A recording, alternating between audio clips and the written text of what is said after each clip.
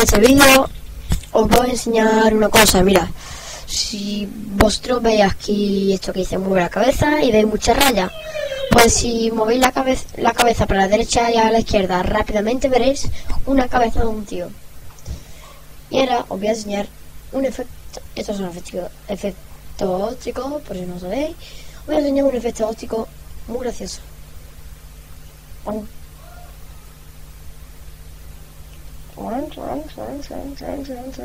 Ponemos el zoom. Venga, vamos.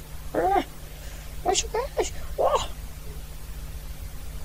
Eso es que está bebiendo Coca-Cola. No lo que hay,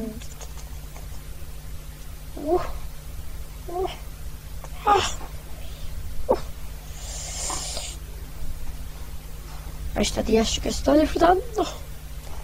Hombre. Esos son mis dos efectos ópticos. Aquí hay muchos. Lo que pasa que de tantos que hay no sé qué poner, pero mira, os voy a enseñar algún que otro efecto óptico.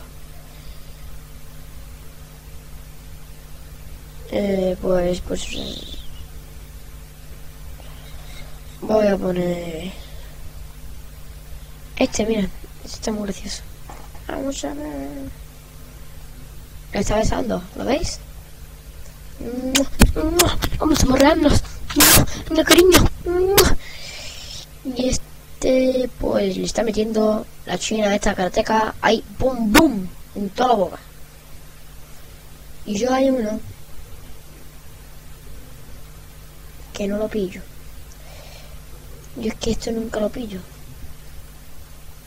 Alguno vosotros lo pilláis, por favor, comentad mi vídeo y decidme qué hace falta.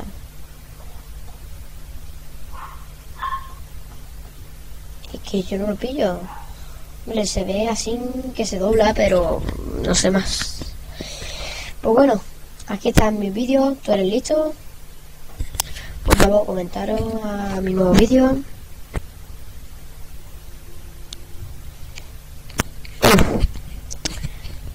Adiós.